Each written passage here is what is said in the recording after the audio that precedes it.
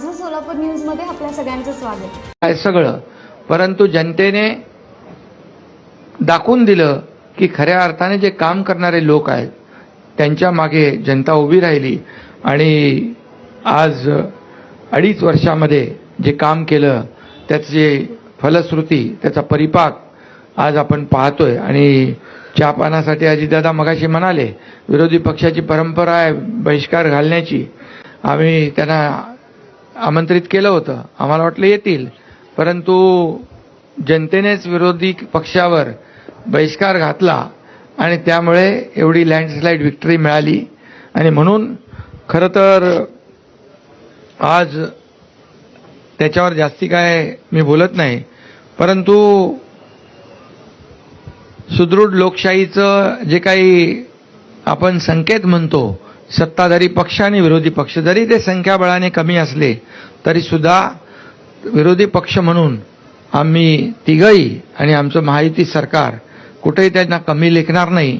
त्यांनी आम्हाला 2.5 वर्षामध्ये हलक्यात घेतलं आणि आरोपावर आरोप आरोपावर आरोप आरोपावर आरोप 2.5 वर्ष केले, परंतु आम्ही त्यांनी आरोप केले, आम्ही काम केलं, काम एके काम केलं आणि म्हणून आरोपाला उत्तर आम्ही कामाने दिलं. आणि म्हणून त्यांनी आम्हाला हलक्यात घेतलं म्हणून त्यांची ही गत झाली. त्यांना आम्ही काय हलक्यात घेणार नाही, आम्ही त्यांचा मान सन्मान नक्की ठेवू.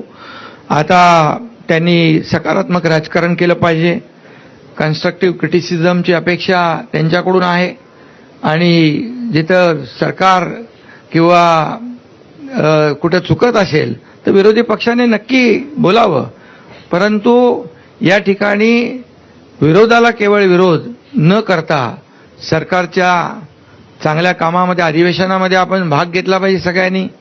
सारखं ते काय त्याला म्हणतो सभात्याग करून लोकांना न्याय देता येणार नाही. आणि म्हणून आम्ही एवढंच सांगतो की आदरणीय प्रधानमंत्री देखील म्हणाले 2047 मध्ये भारत स्वातंत्र्याची 100 वर्ष पूर्ण करेल, तेव्हा विकसित भारत कसा असला पाहिजे यासाठी त्यांनी 11 संकल्प कालच जाहीर केलेत. आणि आपल्याला माहीत आहे की आम्ही आपलं महायुतीचं सरकार आदरणीय प्रधानमंत्री मोदी साहेबांच्या मार्गदर्शनाखाली आम्ही काम केलं, डबल इंजिनचं सरकार म्हणून आम्ही काम केलं. आणि म्हणून आमचाही देखील अजेंडा आहे याला प्रगत राज्य करायचं. मुख्यमंत्री महोदयांच्या नेतृत्वाखाली या ठिकाणी राज्य अधिक गतिमान होईल. माझं सोलापूर न्यूज या यूट्यूब चॅनलला सबस्क्राईब करा आणि बेल आयकॉन प्रेस करायला विसरू नका.